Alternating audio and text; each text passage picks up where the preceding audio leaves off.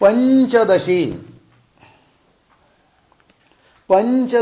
ग्रंथ में कूटस्थ दीप प्रकरण, और इस कूटस्थ दीप प्रकरण में आज श्लोक नंबर है 64। इस श्लोक की अवतरणिका को देखिए। ईश्वरस्यापि मायिकत्वे तस्य जीववत् असर्वज्ञत्वादिकम स्यात् इति आशंके। शंका हुई। पूर्व पक्षी बोल रहा है कि हे सिद्धांती, आपने ईश्वर और जीव दोनों को भी मायिक बताया, माया के अधीन बताया, या माया के द्वारा भी अभियुक्त होते बताया, माया का कार्य समझ लीजिए थोड़ी देर के लिए। तो यदि ऐसी बात है तो जीव की तरह ईश्वर भी असर्वज्ञ हो जाएगा, क्योंकि जीव जैसा मायिक होने से असर्वज्ञ है, उस प्रकार ईश्वर भी यदि मायिक है तो ईश्वर भी क्या होगा? असर्वज्ञ होना चाहिए। कौन बोल रहा है? पूर्व पक्षी। ईश्वरस्य मायिकत्वे, ईश्वर यदि मायिक है तो तस्य ईश्वरस्य जीववत् असर्वज्ञत्वादिकम स्यात्, जीव की तरह असर्वज्ञ, अल्पज्ञ, परिचिन्न इस प्रकार होना चाहिए ईश्वर। स्यात् इति आशंके, शंका की उत्तर दे रहे। सर्वज्ञत्वादिकमपि माया एव कल्पयिष्यति इति आह। तो सिद्धांति करे ऐसी बात नहीं है, तो दोनों भी मायिक है, किंतु जीव में परिचिन्नत्वादिक या असर्वज्ञत्वादिक, अल्पज्ञत्वादिक माया के द्वारा कल्पित है, और वही माया ईश्वर में सर्वज्ञतादिक की कल्पना करती है। इसलिए मायिक होने पर भी जीव की तरह ईश्वर अल्पज्ञ किंवा असर्वज्ञ होना चाहिए, ऐसा कह नहीं सकते। तो सर्वज्ञत्वादिकमपि, ईश्वर में सर्वज्ञत्वादिक धर्म भी माया एव कल्पयिष्यति, माया ही कल्पना करती है, इसलिए कोई दोष नहीं है। श्लोक। सर्वज्ञत्वादिकं चेशे कल्पयित्वा प्रदर्शयेत् धर्मिणं कल्पयेद्यास्या को भारो धर्म कल्पने।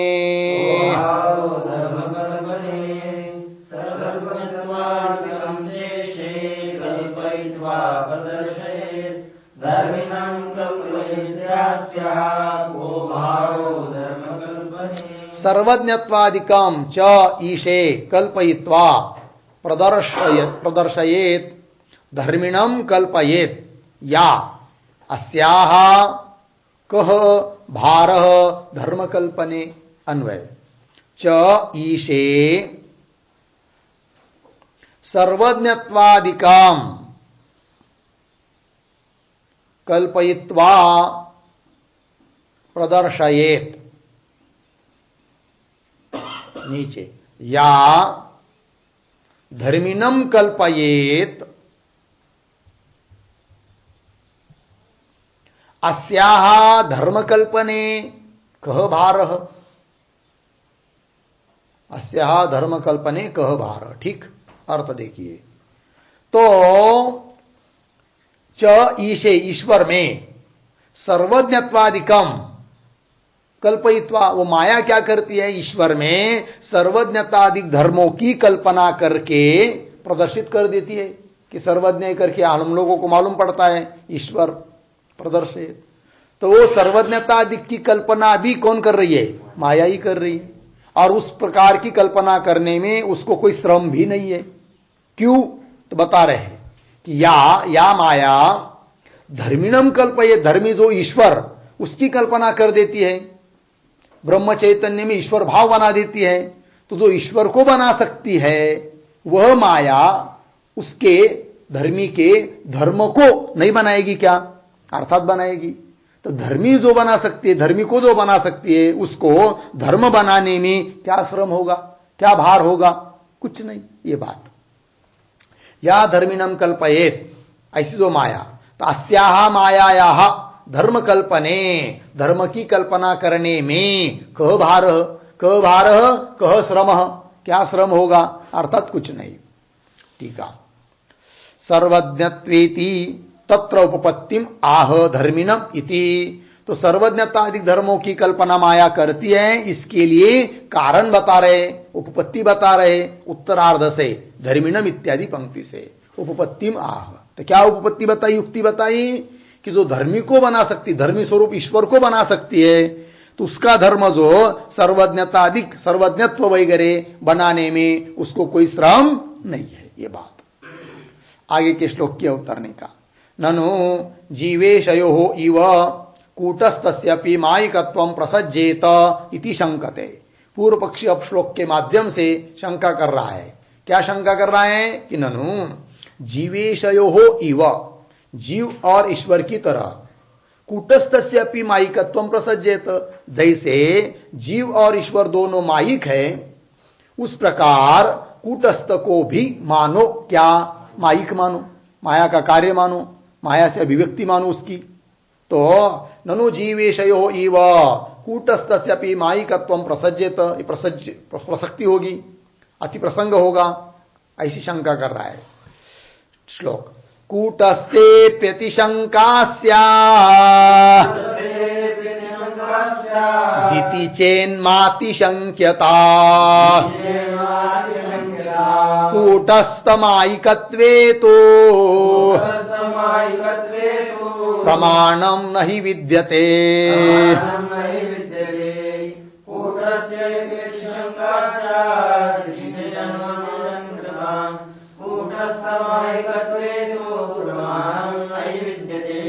कूटस्थे अपि अतिशंका स्यात् इति चेत् मा अतिशंक्यताम् कूटस्थमायिकत्वे तो प्रमाणम न ही विद्यते।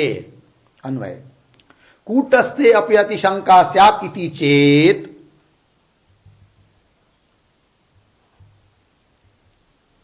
नीचे ही कूटस्थमायिकत्वे तु प्रमाणम न विद्यते मा अतिशंक्यताम। अर्थ देखिए, पूर्व पक्षी बोल रहा है शुरू में कूटस्थे अपि अतिशंका से, कूटस्थ में भी अतिव्याप्ति होगी, अतिशंका होगी, मतलब जैसे जीव और ईश्वर मायिक है वैसा कूटस्थ भी मायिक होना चाहिए, ये शंका का भाव है उसके। कूटस्थ अपि अतिशंका स्यात् इति चेत, ऐसी यदि शंका करता है पूर्व पक्षी तो कह रहे कि नहीं कह सकते ऐसी शंका। क्यों? कूटस्थ मायिकत्वे तु प्रमाणम न विद्यते, इसलिए शंका नहीं कर सकता है। मां शंक्यतम आया था ना, कि इसलिए नहीं शंका कर सकता है क्योंकि कूटस्थ मायिक है, इस बात के लिए प्रमाण नहीं है। अतः मां शंक्यता, शंका मत करो, अति प्रसंग मत समझो, ये बात। टीका कूटस्थ इति प्रमाणाभावात् मैवम इति परिहरति, कोई प्रमाण न होने के कारण कूटस्थ में भी मायिकत्व है, ये नहीं कह सकते, इस रूप से परिहार कर रहे मातिशंक्यताम इत्यादि से। आगे चलिए, आगे के श्लोक के उतरने का। कूटस्थस्य वास्तवत्वे अपि प्रमाणम न उपलभ्यते इति आशंक्य, शंका हुई यहां तक। पूर्व पक्षी बोल रहा है कूटस्थ को तुम मायिक कहने के लिए मना कर रहे हो, क्यों? कि प्रमाण नहीं ऐसा बोल रहे हो। किंतु कूटस्थ को अपने सिद्धांतियों ने नित्य बताया, तो पूर्व पक्षी बोल रहा है कि कूटस्थ नित्य अर्थात वास्तव है, ये कहने में भी कोई प्रमाण नहीं है, अतः उसको आप वास्तव नहीं कह सकते। जैसे मायिक कहने में तुम्हारे लिए प्रमाण नहीं है, तुम प्रमाण नहीं बोल रहे हो, तो हम भी कहेंगे कूटस्थ को वास्तव कहने में कोई प्रमाण नहीं है। ये पूर्व पक्षी कूटस्थस्य वास्तवत्वे अपि प्रमाणम न उपलभ्यते इति आशंक्य, ये शंका करके उत्तर दे रहे। श्रुतयः सर्वापि प्रमाणम इत्याह, बहुत सारी अनंत श्रुतियां है कूटस्थ को वास्तव बताने के लिए, इसलिए ऐसी शंका तू मत कर, ये सिद्धांती बोल रहे हैं पूर्व पक्षी को। तो श्लोक को पढ़ेंगे। वस्तुत्वं घोषयन्त्यस्य वेदान्ताः सकला अपि सपत्नरूपं वस्त्वन्यन् न सहन्तेऽत्र किञ्चन।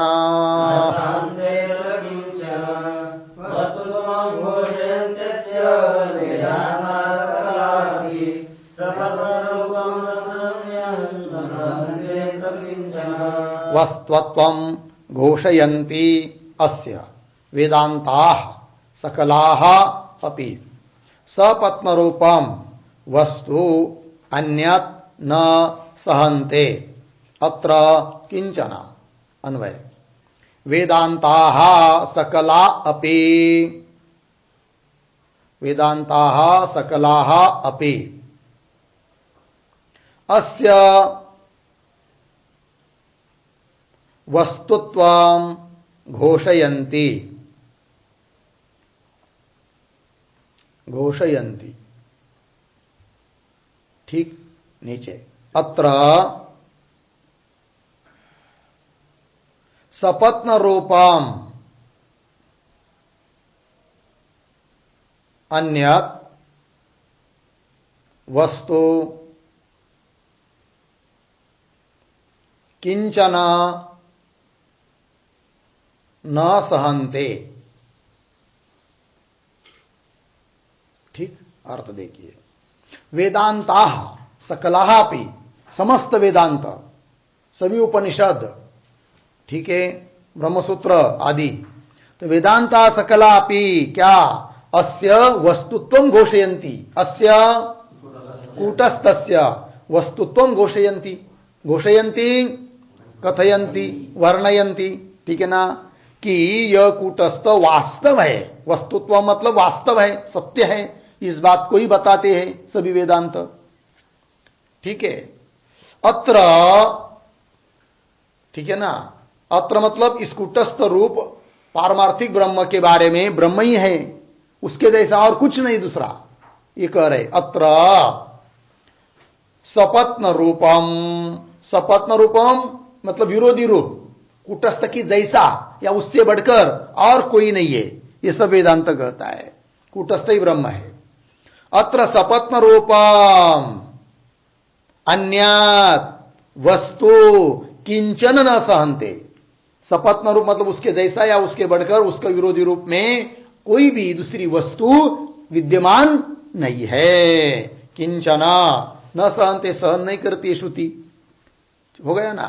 तो एकमात्र वास्तव तत्व है कौन, ब्रह्मरूप कूटस्थ।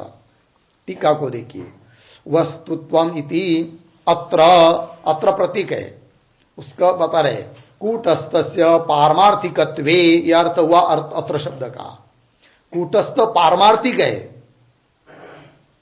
कूटस्थस्य पारमार्थिकत्वे प्रतिपक्ष भूताम अन्यत वस्तु किंचन न सहन्ते।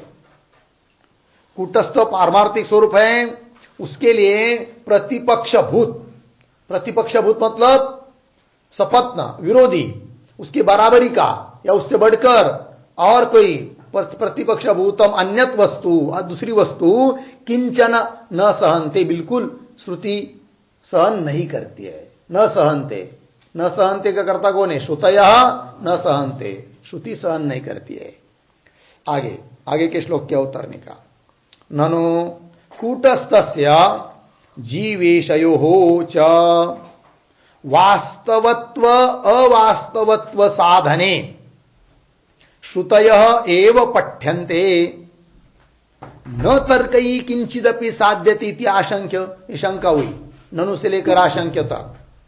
पूर्व पक्षी बोल रहा है कि कूटस्थ हो, चाहे जीव हो, चाहे ईश्वर हो, इनके बारे में वास्तवत्व अवास्तवत्व साधने, मतलब कूटस्थ वास्तव है और कूटस्थ को छोड़कर जीव ईश्वर आदि अवास्तव है, उनकी वास्तवता, कूटस्थ की वास्तवता, जीव ईश्वर की अवास्तवता साधने सिद्ध करने में आप सिद्धांती लोग केवल श्रुतियों को ही प्रमाण रूप से देते हैं, तर्क से क्यों नहीं सिद्ध करते हो कि कूटस्थ वास्तव है, जीव ईश्वर और अवास्तव है? तो तर्क से भी तो सिद्ध करना चाहिए, केवल श्रुति के आधार पर ही क्यों करते हो सिद्ध? ऐसा बोल रहा है कौन? पूर्व पक्षी। ननु कूटस्थस्य जीवेशयो च वास्तवत्व अवास्तवत्व साधने सिद्ध करने में श्रुतय एव पठ्यन्ते, श्रुति का ही पाठ करते हो। न तर्क ही किंचित अपनी साध्यते, तर्क के बल से, युक्ति के बल से कुछ सिद्ध नहीं करते हो। न साध्यते किंचिदपि, न तर्क ही किंचिदपि साध्यते इति आशंका, शंका हुई ना, उत्तर दे रहे मुक्षुणाम श्रुत्यर्थ विशदीकरणाय प्रवृत्तत्वात् न तर्कोपन्यास इत्याह। ठीक है, तो सिद्धांती बता रहे हैं मुक्षु के लिए हम श्रुति अर्थ का ही, श्रुति अर्थ का ही स्पष्ट करने के लिए प्रवृत्त हुए हैं। हम जो प्रवृत्त हुए किसके लिए? श्रुति का अर्थ स्पष्ट करने के लिए प्रवृत्त हुए हैं। किसके लिए? मुमुक्षु के लिए। इसलिए हम तर्क का ज्यादा आधार नहीं लेते हैं, ये कह रहे हैं। मुमुक्षुणाम श्रुत्यर्थ विशदीकरणाय, विशदीकरणाय स्पष्टीकरणाय या दृढ़ीकरणाय, मुमुक्षु को श्रुति का अर्थ स्पष्ट हो जाए, दृढ़ हो जाए, इसके लिए प्रवृत्तत्वात्, वयम प्रवृत्तत्वात्, हम लोग प्रवृत्त हुए हैं। प्रवृत्त होने से न तर्कोपन्यास, इसलिए हम तर्क का उपन्यास नहीं करते। उपन्यास मतलब न तर्कारंभ, तर्क का आरंभ या तर्क का आश्रय हम लोग लेते नहीं है, तर्क का ज्यादा उल्लेख करते नहीं है। ये बात दे दी, इस बात को कह रहे श्लोक के माध्यम से। श्रुत्यर्थम विशदी कूर्मो न तर्कात् वच्मि किंचन तेन तार्किक शंकाना मत्र को वसरो वद।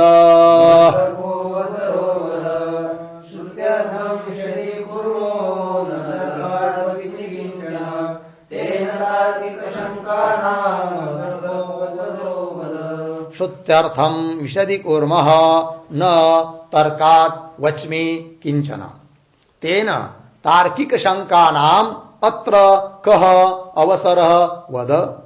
अन्वय श्रुत्यर्थम विशदि कूर्मः तर्कात् किंचन न वच्मि, तर्कात् किंचन न वच्मि तेन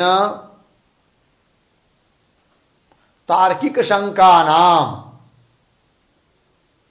अत्र कः अवसरः वद। ठीक अर्थ को देखिए, तो सिद्धांती कह रहे हैं श्रुत्यर्थम विशदी कुर्म, श्रुति के अर्थ को हम स्पष्ट करना चाहते हैं, इसलिए तर्कात् किंचन न वच्मि, तर्क से हम कुछ नहीं बोल रहे हैं। ठीक है जी। तेन, इसलिए तार्किक शंका नाम, तार्किक लोग जो शंका करेंगे या कुतर्क करेंगे तो उनके लिए अत्र का अवसर, कौन अवसर है? कोई अवसर नहीं है, उनको कोई चांस नहीं। हम यदि तर्क से बोलते तब वो तर्क से खंडन करते, तर्क कुतर्क करते, तर्क करते, किंतु उनका अवसर है नहीं है, क्योंकि हम श्रुति के अर्थ को स्पष्ट करते हैं। लग गया अर्थ? चलिए आगे के श्लोक क्या उतरने का। ततः किम इति अत आह, ततः किम, ततः मतलब श्रुत्यर्थ विशदीकरणे न, श्रुति का अर्थ स्पष्ट करने से क्या सिद्ध होगा, ये प्रश्न उत्तर दे रहे। तस्मात् कुतर्कम संत्यज्य मुमुक्षु श्रुतिमाश्रयेत् श्रुतौ तु माया जीवेशौ करोतीति प्रदर्शितम्।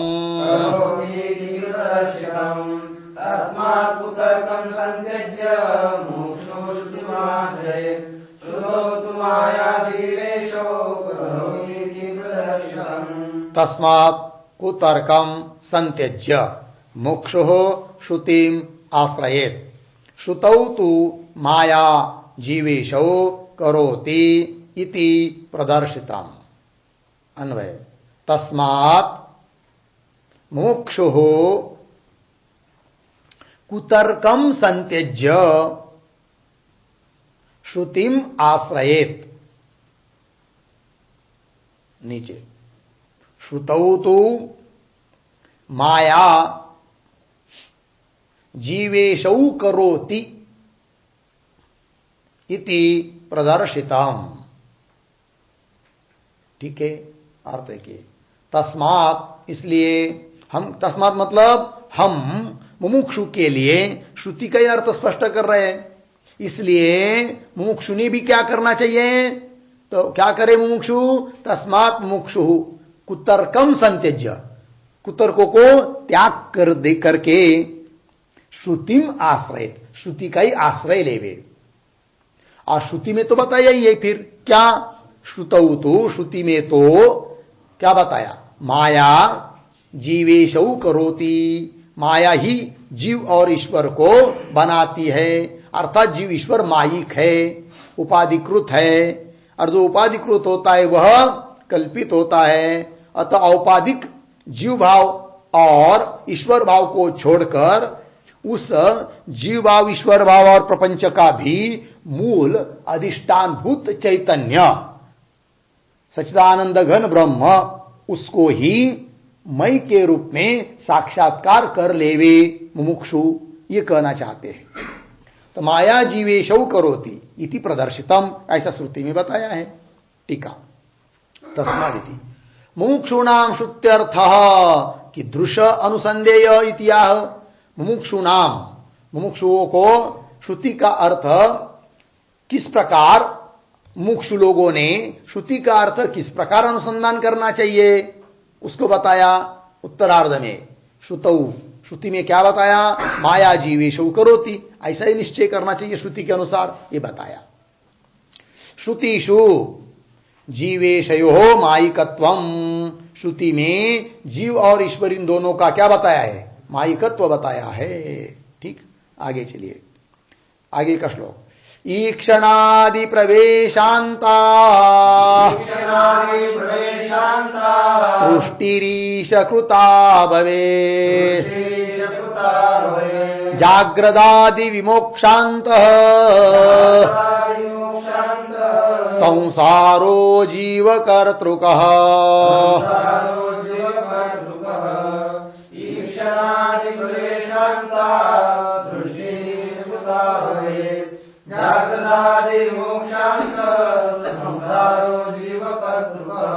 ईक्षणादि प्रवेशांता सृष्टि ईशकृता भवेत्, जाग्रदादि विमोक्षांतः संसारः जीव कर्तृकः। ठीक, अन्वय सरल है। तो ईक्षणादि, ईक्षण से लेकर प्रवेश तक ये समस्त सृष्टि किसने बनाई, ईश्वर ने बनाई है। तीक्ष्णादि प्रवेशांता सृष्टि ईशकृता भवेत, भगवान ने, ईश्वर ने निर्माण की है। और जीव का संसार कौन है, जाग्रदादि मोक्षांत, जागृत से लेकर, जागृत स्वप्न सुषुप्ति समाधि बंधन मोक्ष, ये सब क्या है, जीवकृत है। जीव को, जीव ही अपने को समझता है बंधन है, इसलिए वो सोचता है कि मोक्ष चाहिए, जीवकृत ही है। तो जागृदादि मोक्षांत, इस प्रकार का संसार जीव कर्तृक, जीव ने बनाया है। आगे टीका, ईक्षणादि प्रवेशांतायाः सृष्टेः ईश्वर कर्तृत्वम, लागलं। ईक्षणादीक्षण से लेकर प्रवेश तक जितनी सृष्टि है वह ईश्वर कर्तृक है, ईश्वर के द्वारा बनाई गई है। ईक्षणादि प्रवेशांताया सृष्टि है ईश्वर कर्तृत्वम। और जागृत स्वप्न सुषुप्ति बंध मोक्ष लक्षण से संसार से जीव कर्तृत्वम। जागृत स्वप्न सुषुप्ति बंध मोक्ष स्वरूप, लक्षण मतलब स्वरूप, इस प्रकार का जो संसार है वह सब जीव कर्तृत्वम, जीव के द्वारा बनाया गया है। ठीक है, आगे आगे का श्लोक। असंग एव कूटस्थः सर्वदा नास्य कश्चन भवत्यतिशयस्तेन मनस्सेवं विचार्यता।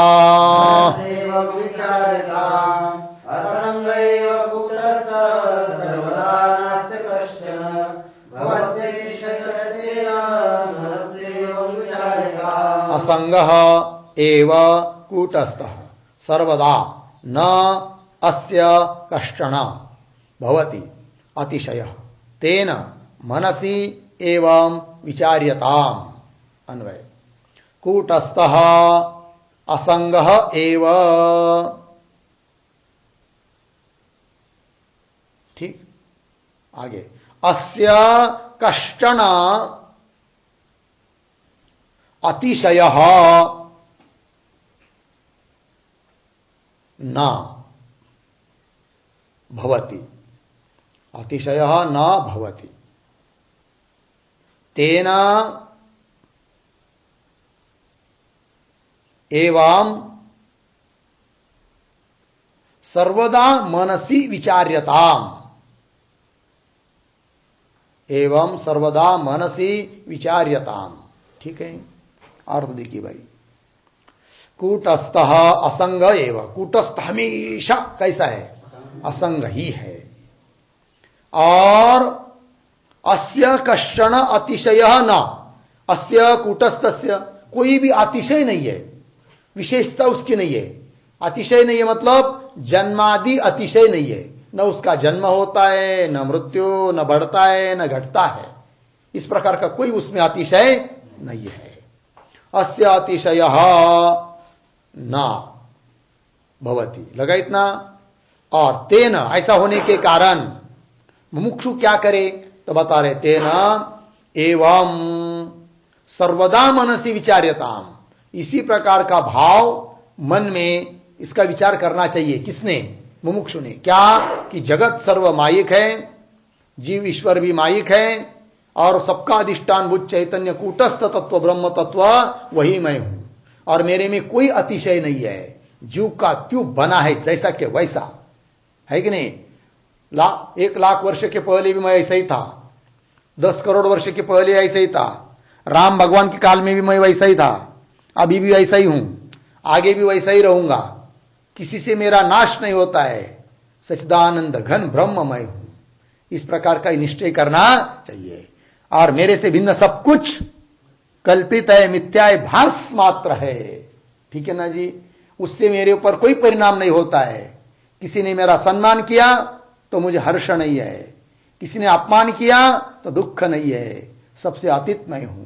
इत्यादि पदार्थ कल्पना मात्र है, स्वप्न है एक प्रकार का। ऐसा ही मुमुक्षु ने हमेशा चिंतन करना चाहिए, ये कह दिया। आगे चलिए, टीका। कूटस्थस्य असंगत्वादिकम, मिला ना। मृति जन्मादि लक्षणस्य व्यवहार जातस्य असत्वं च प्रतिपादितम, अतः मुमुक्षुः इमं अर्थम सर्वदा विचारयेत् इति अभिप्राय, ठीक है। अर्थ देखिए, कूटस्थस्य, ये है ना, असंगत्वादिकम, कूटस्थ कैसा है? असंग ही है। और मृति जन्मादि लक्षण से व्यवहार जातस्य, मृति मतलब मरण, मृति शब्द का अर्थ क्या है? मरण, जन्म इत्यादि लक्षण मतलब इत्यादि स्वरूप जो व्यवहार जातस्य असत्वं च प्रतिपादितम। असत मतलब अत्यंत अभाव है ही नहीं, अजातवाद मतलब जन्म मरण इत्यादि जो व्यवहार है वो सब कूटस्थ में असत है। अर्थात कूटस्थ का न जन्म है, न मरण है, न उसकी वृद्धि है, न अपक्षय है, कुछ नहीं, असंग है बेचारा। कौन? मैं असंग हूं, ऐसा हमेशा हर क्षण हर पल विचार करना चाहिए। अतः इसलिए मुमुक्षु इमं अर्थम, इसी अर्थ को सर्वदा विचारेत, हमेशा विचार करे, इति अभिप्राय, यह अभिप्राय बताया। आगे चलिए, आगे के श्लोक की अवतरणी का। कूटस्थस्य जन्मादि अतिशयाभावः कुत अवगम्यते इति आशंक्य। प्रश्न कर रहा है पूर्व पक्षी, कूटस्थ में जन्म नहीं मृत्यु नहीं है जो अभी अभी आपने कहा कि नहीं, तो पूर्व पक्षी बोल रहा है कूटस्थस्य जन्मादि अतिशयाभाव, जन्म इत्यादि का जो अतिशयपना उसका अभाव कूटस्थ में है कि नहीं। यह बात कुत अवगम्यते, कैसी तुमने जानी? कि कुटस्थस्य जन्मादि अतिशय अभाव, कुटस्थ के लिए जन्म इत्यादि के अतिशय का अभाव है। कुत अवगम्यते, कैसा तुमने जाना? इति आशंक्य, ये शंका करके उत्तर दे रहे। श्रुति वाक्यात इति अभिप्रेत्य तद वाक्यम पठति। श्रुति वाक्यात, श्रुति वाक्य से हमने जाना है कि कुटस्थ में कोई अतिशय नहीं है करके, और इस अभिप्राय से उस श्रुति का वाक्य को ही पाठ कर रहे हैं। तद वाक्यम पठति। न निरोधो न चोत्पत्तिर् न बद्धो न च साधकः न मुमुक्षुर्न वै मुक्तः इत्येषा परमार्थता।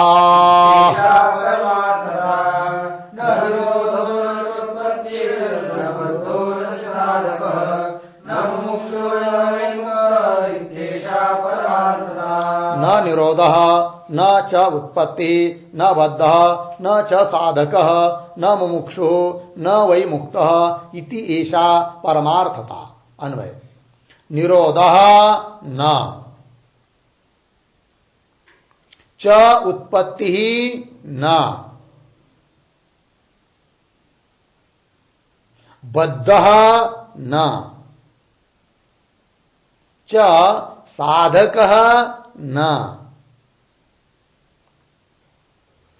मुमुक्षुः न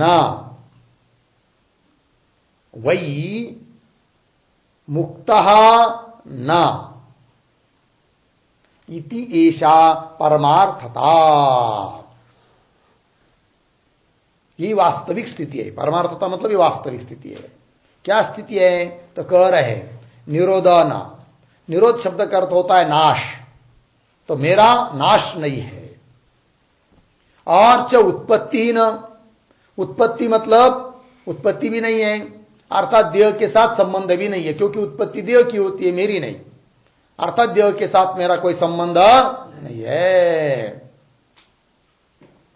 बद्ध न, बद्ध भी नहीं हूं। बद्ध नहीं मतलब सुख दुखादि धर्म वाला भी मैं नहीं हूं, ये बात। साधक मैं नहीं हूं। साधक मतलब श्रवण आदि, श्रवण मनन निध्यासन करने वाला जो होता है वो साधक होता है। वैसा देखा जाए तो मैं साधक भी नहीं हूं, क्योंकि अविद्या काल में, ज्ञान होने के पहले तो मैं स्वयं को साधक समझ रहा था। अब समझ में आया कि मैं कौन, साधक भी कहां से हूं? देह को लेकर ही तो साधक तो धर्म आएगा। देह ही मैं नहीं हूं, मन मैं नहीं हूं, बुद्धि मैं नहीं हूं, मैं तो अखंड एक रस ब्रह्म हूं, अतः मैं साधक भी नहीं हूं, ये कहना। मुमुक्षु भी नहीं हूं, अर्थात साधन चतुष्टय से संपन्न जो होता है वो मुमुक्षु होता है, वैसा भी मैं नहीं हूं। मुक्त न, मुक्त मतलब क्या? मुक्त भी मैं नहीं हूं, क्योंकि बंधन ही नहीं है तो मुक्त कहां से लगे अर्थ? तो ये ऐसा भी मैं नहीं हूं। इति एवं इति तत्सर्वम वस्तु न नास्ति, ये सर्व कुछ सब कुछ वस्तुतः नहीं है मेरे स्वरूप में, ये कहने का अभिप्राय है। इस प्रकार का श्लोक पीछे भी एक बार गया है, वहां पर उसकी टीका और व्याख्या दी है। कहा गया याद है? चित्रदीप प्रकरण में श्लोक नंबर 235, हमारे पुस्तक के अनुसार पेज नंबर 171, वहां पर भी ये श्लोक गया है। न निरोधो न चोत्पत्तिर न बद्धो न च साधक न मुमुक्षुर न वै मुक्त इत्येषा परमार्थता। हो गया? चलिए आगे। चित्रदीप में 235 नंबर का श्लोक, पेज नंबर 171 मिला? अब चलिए आगे के श्लोक की अवतरणी का। ननु तर्हि श्रुतिषु तत्र तत्र जीवेश्वरादि स्वरूप प्रतिपादनम किमर्थम इति आशंक्य। पूर्व पक्षी शंका कर रहा है। ननु तर्हि, तर्हि मतलब यदि सब कुछ माइक है, वस्तुता ये कुछ नहीं है, तो श्रुतियों में बार बार क्यों जीव, ईश्वर इत्यादि को का स्वरूप प्रतिपादन किया जाता है? ये प्रश्न। ननु तर्हि श्रुतिषु, श्रुतियों में, तत्र तत्र उस प्रसंग में, जीवेश्वरादि स्वरूप प्रतिपादनम, जीव का, ईश्वर का इत्यादि का स्वरूप का प्रतिपादन किमर्थम, क्यों करते हो? यदि माइक है तो, कल्पित है तो, वस्तुता है नहीं तो, ये प्रश्न इतिहासन के उत्तर दे रहे। अवांग मनस गोचरस्य आत्मन अवबोधनाय इति आह, ये उत्तर दिया। तो सिद्धांती कह रहे श्रुति का अभिप्राय ईश्वर का वर्णन करने में या जीव का वर्णन करने में या जगत को बताने में नहीं है। सभी श्रुतियों का अभिप्राय तो आत्म तत्व का बोध कराने में है, किंतु जिस आत्म तत्व का बोध कराना है वह अवांग मनस गोचर है, वाणी और मन का विषय नहीं है, तो बोध कराए कैसा? तो बोध तो कराना है। अतः जिस चीज को लोग जीव जानते हैं उस चीज को पकड़कर फिर धीरे से उस आत्म तत्व तक श्रुति ले जाती है। इसी को बोलते हैं क्या? शाखा चंद्र न्याय। दिखाना है चंद्र, शाखा को नहीं, किंतु सबसे पहले दिखाई जाती है क्या? शाखा को। देखो वो पेड़ दिख रहा है, वो पेड़ की वो शाखा दिख रही है, उसकी वो शाखा दिख रही है, फिर उसके सामने देखो दिखा चंद्र, फिर हाँ दिखा तो दिखाना किसको है? चंद्र को। किंतु पहले किसको दिखाया? शाखा को। क्यों? शाखा दिखाने में तात्पर्य है क्या? नहीं। उस प्रकार जीव ईश्वर इत्यादि का प्रतिपादन करने में श्रुति का तात्पर्य नहीं है, आत्म तत्व का बोध कराने में तात्पर्य है, किंतु वो मन वाणी का विषय नहीं है। अतः कार्य को लेकर धीरे धीरे कारण तक जाकर उसको अबोध कराती है श्रुति। वही कह रहे हैं अवांग मनस मतलब गोचरस्य, मतलब वाणी और मन के लिए जो विषय नहीं है, ऐसे आत्मन अवबोधनाय, आत्मा का बोध कराने के लिए ये श्रुति की प्रक्रिया है। श्लोक अवांग मनसगम्यम तम, अवांग मनसगम्यम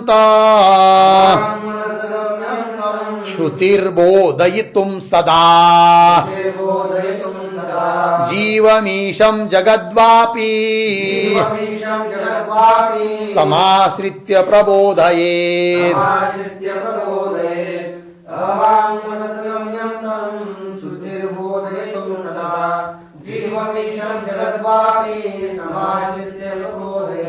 अवांग मनसगम्यम तम श्रुति बोधयितुं सदा जीवम ईशम जगत वा अपि समाश्रित्य प्रबोधयेत्। अन्वय अवांग मनसगम्यम तम बोधयितुं श्रुति सदा जीवम ईशम वा जगत अपि, वा जगत अपि समाश्रित्य प्रबोधयेत्। ठीक है।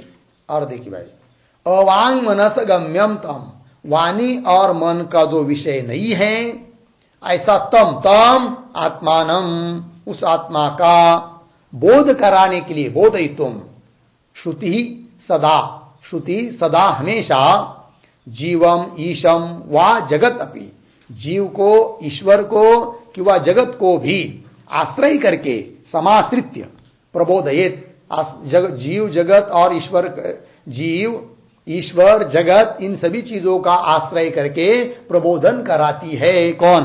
श्रुति। किसका? आत्मा का, कि जो आत्मा अवांग मनस गोचर है, मन वाणी का विषय नहीं है।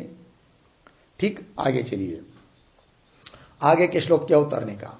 ननु तत्वस्य एक रूपस्य श्रुति बोध्यत्वे श्रुतिषु विगानम कुत दृश्यते इति आशंक्य। पूर्व पक्ष शंका कर रहा है।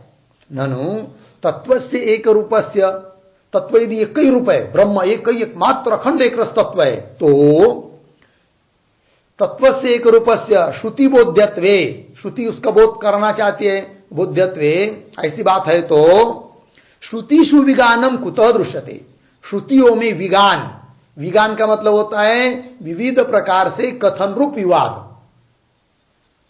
कुतः दृश्यते, क्यों दिखाई देता है? श्रुति में ही कहीं पर कैसा बताया, कहीं पर वैसा बताया है, ऐसा क्यों दिखाई देता है फिर? ठीक है ना। श्रुति बोध्यत्वे श्रुतिषु विगानम कुतः दृश्यति इत्याशंक्य। उत्तर दे रहे न तस्य विगानम अस्ति, सॉरी न तत्वे विगानम अस्ति अपितु तद्बोधन प्रकारे, तदपि बोध्य पुरुष चित्त वैषम्य अनुसारेण सुरेश्वराचार्य ही उक्तम इत्याह। तो बता रहे, तो सिद्धांति करे अरे भाई न तत्व विगानम अस्ति, तत्वे विगानम न अस्ति, श्रुति जो कोई भी श्रुति निकालिए तत्व के बारे में, तत्व मतलब ब्रह्म और आत्मा एक ही है, ब्रह्म सच्चित आनंद स्वरूप है, कुटस्थ स्वरूप है, नित्य है, अविनाशी है, ये जो तत्व है, और उसके विपरीत जगत मिथ्या है, ये भी जो कहना है, इस सिद्धांत के बारे में कहीं पर भी विरुद्ध बात नहीं है श्रुति में। सभी जगह ऐसा ही बताया है कि ब्रह्म सत्यम जगत मिथ्या। फिर विज्ञान विरुद्ध कभी कभी लगता है, वो किसमें? उस ब्रह्म का बोध कराने के लिए जो प्रक्रिया है वो अलग अलग है, उसमें विज्ञान है। वो भी क्यों? फिर वो भी इसलिए कि अधिकारी भेद के अनुसार, क्योंकि सभी सिद्धांत के लिए सभी सिद्धांत सभी के लिए नहीं हो सकते हैं, क्योंकि अपना अपना चित्त के अनुसार अधिकारी का भेद है, और जिसका जैसा अधिकार होगा उसको उसी प्रकार में बताना होगा, इसलिए प्रक्रिया में भेद है। लग गया कि नहीं? हाँ, बड़ा व्यक्ति हो कोई नहीं, थोड़ा सा तो है, खा लो भाई, खा लेगा, कोई दिक्कत नहीं है। और छोटा बच्चा हो उसको कहेंगे थोड़ा ही खा लो, नहीं खाएगा। फिर उसको ऐसे अलग अलग घास करना पड़ते, घास 4-5, देखो ये काऊ का घास है, ये गाय का है, ये मम्मी का है, ये आई का है, तब वो खा लेते एक एक करके, है कि नहीं? तो उसको उसी भाषा में समझाना पड़ता है। उसी प्रकार प्रक्रिया में भेद है, तत्व में विज्ञान नहीं है, ये कह रहे। न तत्व विज्ञानम अस्ति अपितु फिर तद्बोधन प्रकारे, उस ब्रह्म का बोध कराने का जो प्रकार है, प्रक्रिया, उसमें थोड़ा थोड़ा कभी कभी विज्ञान लगता है। वो भी क्यों? उसको भी करे तदपि बोध्य पुरुष चित्त वैषम्य अनुसार है ना, जिसको बोध कराना ऐसा जो पुरुष, बोध्य पुरुष, उसका चित्त, उस चित्त के विषमता के अनुसार अलग अलग प्रक्रिया है। इसलिए वेदांत के ही सब ग्रंथकार है कि नहीं? वेदांत में भी बहुत आचार्य है ना, आद्य जगदगुरु शंकराचार्य का अनुसरण करने वाले, किंतु उनमें भी कोई बिंब प्रतिबिंबवाद कहता है, कोई अवच्छेदवाद कहता है, कोई आभासवाद कहता है, कोई आजातवाद बताता है कि नहीं? कोई विवर्तवाद बताता है, ऐसा करके बताते हैं। क्यों? कि अधिकारी पुरुष के अनुसार वैसा वैसा ये न के न प्रकार से कोई भी प्रक्रिया लेकर क्यों न हो, उसको ब्रह्म तत्व का बोध हो जावे, इसके लिए ये सब प्रक्रिया है। ऐसा समन्वय सुरेश्वराचार्य महाराज ने भी किया है। तो चलिए श्लोक। यया यया भवेत् पुंसा व्युत्पत्तिः प्रत्यगात्मने सा सैव प्रक्रियेह स्यात् साध्वीत्याचार्य भाषित।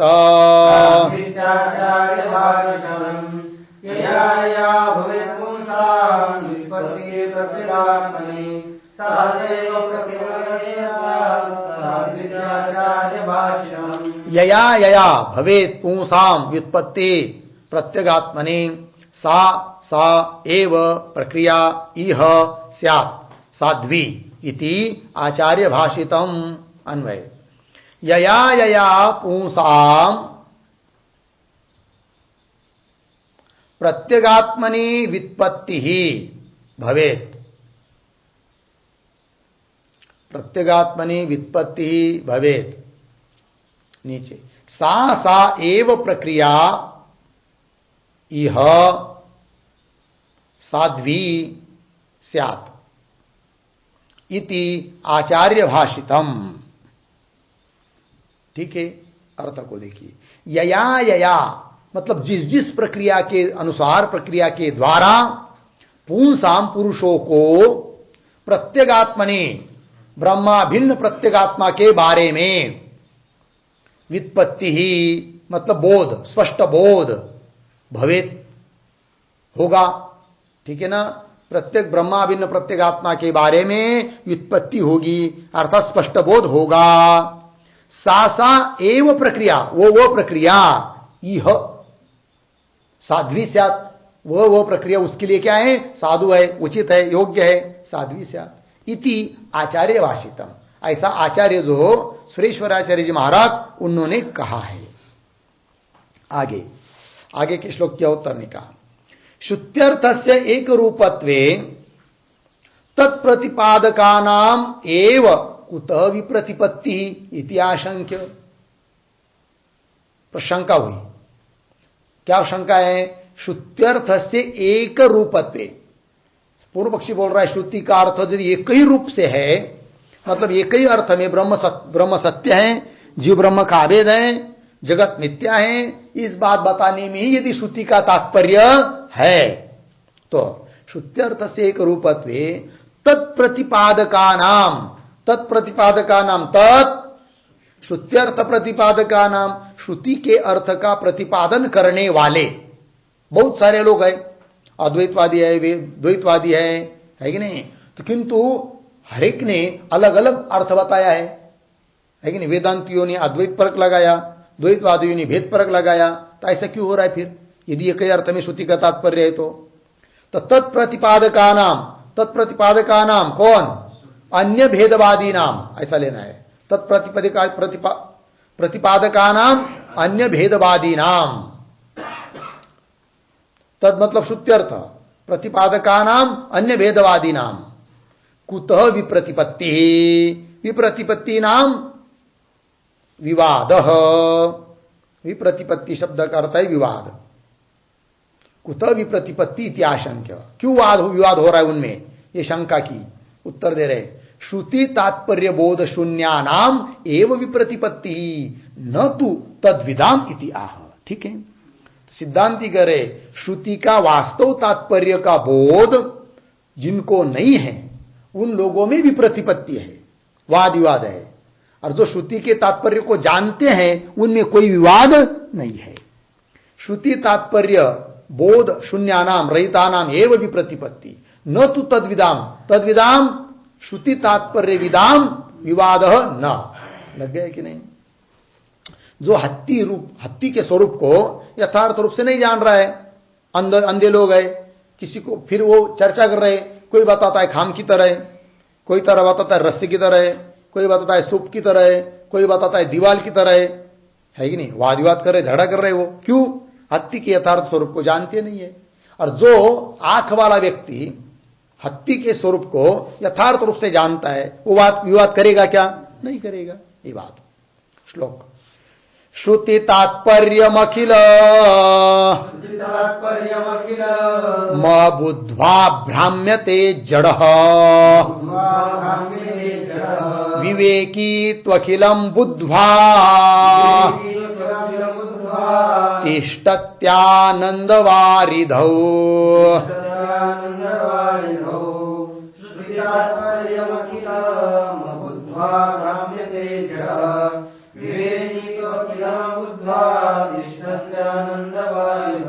श्रुति तात्पर्यम अखिलम अबुद्ध्वा भ्राम्यते जडः विवेकी तु अखिलम बुद्ध्वा तिष्ठति आनंदवारिधौ। अन्वय जडः अखिलम श्रुति तात्पर्यम अबुद्ध्वा, अखिलम श्रुति तात्पर्यम अबुद्ध्वा भ्राम्यते। नीचे विवेकी तु अखिलम बुद्ध्वा आनंदवारिधौ तिष्ठते। ठीक, अर्थ तो को देखिए। जड़ः, जड़ का अर्थ मूर्ख। क्या? अखिलम श्रुति तात्पर्यम अबुद्ध्वा, समस्त श्रुतियों का तात्पर्य अभिप्राय अबुद्ध्वा न समझकर भ्राम्यते, भ्रम में पड़ जाते हैं। और विवेकी तू अखिलम बुद्ध्वा, विवेक तो समस्त तात्पर्य को समझ जाता है और तात्पर्य को समझकर आनंद वारिधौ तिष्ठति। वारिद, वारिधि समुद्र, आनंद वारिधौ मतलब आनंद सागर में तिष्ठति रहता है। कौन? विवेकी। लग गया अर्थ? चलिए अब आगे के श्लोक। तर्हि विवेकिना निश्चय कीदृश इति आकांक्षायाम आह। तो विवेकी पुरुष का निश्चय किस प्रकार का होता है यह आशंका करके, यदि ऐसी आशंका होती है तो उस निश्चय को बता रहे हैं। विवेकी का निश्चय। माया मेघो जगन्नीरा वर्षत्वेश यथा तथा चिदाकाशस्य नो हानिर् न वा लाभ इति स्थितिः मायामेघो जगन्नीरं वर्षत्वेश यथा तथा चिदाकाशस्य नो हानिर्न वा लाभ इति स्थितिः माया मेघः जगत नीरम वर्षतु एषः यथा तथा चिदाकाशस्य नो हानिः न वा लाभः इति स्थितिः। अन्वय एषः माया मेघः जगत नीरम यथा तथा वर्षतु यथा तथा वर्षतु। नीचे चिदाकाशस्य हानिः नो चिदाकाशस्य हानिः नो वा लाभः न वा लाभः न इति स्थितिः। अर्थ एषः माया मेघ यह माया रूपी मेघ जगत नीरम जगत रूपी जल को नीर कहते जल जगत रूपी जल को यथा तथा वर्षतु चाहे जैसा वर्षाव करे अर्थात ये माया कुछ भी दिखावे हमको कुछ लेना देना नहीं है। ठीक है जी। हां वर्षतु यथा तथा चिदाकाशस्य हानि नो चिद आकाश स्वरूप जो मैं अर्थात ब्रह्म स्वरूप चिदाकाश स्वरूप मतलब ब्रह्म स्वरूप आनंद स्वरूप ज्ञान स्वरूप ऐसा जो मैं उस मुझको हानि ही न कोई हानि नहीं है वा लाभ न कोई लाभ भी नहीं है। ये माया रूपी मेघ इस जगत को कैसा भी दिखावे हम न उससे प्रलोभित होते हैं न उससे दुखी होते हैं न आनंदित होते हैं। उस कुछ हमको माया से लेना देना नहीं है न उससे हमको कोई हानि है न कोई लाभ है। वा लाभ न इति स्थिति ही ऐसी स्थिति है किसकी ज्ञानी पुरुष की स्थिति है। इति स्थिति कस्य ज्ञानी न क्योंकि ज्ञानी का निश्चय बताया ना इस प्रकार का ज्ञानी की स्थिति अर्थात निश्चय ऐसा ज्ञानी का निश्चय होता है। आगे ग्रंथाभ्यास फलम आह ये कूटस्थ दीप रूप जो ग्रंथ है कि नहीं एक एक प्रकरण भी ग्रंथ ही है तो कूटस्थ दीप रूप जो ग्रंथ है उसका बार बार यदि कोई अभ्यास करता है तो उसको क्या फल मिलेगा वो बता रहे हैं। ग्रंथाभ्यास फलम आह इमं कूटस्थ दीपम यो नुसंधत्ते निरंतर स्वयं कूटस्थ रूपेण दीप्यते सौ निरंतर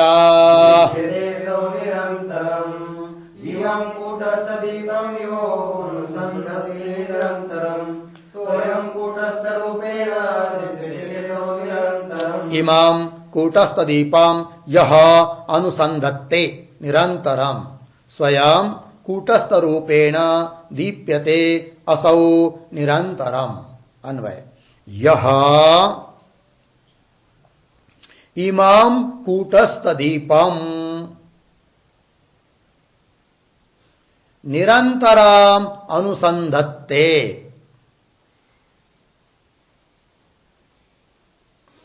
नीचे असौ स्वयं कूटस्थ रूपेण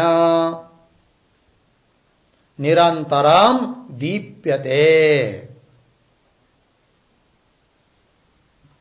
ठीक है अर्थ को देखिए यह जो कोई इमं कूटस्थ दीपम इस कूटस्थ दीप नामक प्रकरण रूप ग्रंथ को क्या निरंतरम अनुसंधत्ते निरंतर सतत इसका अनुसंधान करता है चिंतन करता है बार बार बार बार वह व्यक्ति असौ अभ्यास करने वाला स्वयं कूटस्थ रूपेण निरंतरम दीप्यते स्वयं कूटस्थ रूप से ही कूटस्थ भाव में ही निरंतर प्रकाशित होता रहता है दीप्त होता रहता है स्वयं को क्या देहादिक नहीं समझता है चैतन्य रूप ब्रह्म स्वरूप कूटस्थ रूप में ही रहेगा।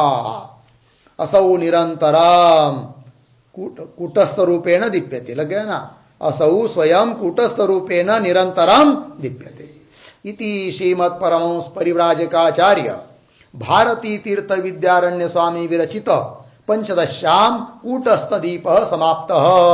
इस प्रकार यह कूटस्थ दीप समाप्त हो जाता है। इति श्रीमत् परमहंस परिव्राजकाचार्य श्री भारती तीर्थ विद्यारण्य मुनिवर्य किंकरेण रामकृष्णाख्येन विदुषा विरचिता कूटस्थ दीप तात्पर्य दीपिका समाप्ता। इस प्रकार इसके साथ साथ यह टीका भी समाप्त हो गई। अब नवम प्रकरण का आरंभ आगे करेंगे। ठीक है, चलो। ओम पूर्णमदः पूर्णमिदं पूर्णात् पूर्णमुदच्यते पूर्णस्य पूर्णमादाय पूर्णमेवावशिष्यते। ओम शांति शांति शांति।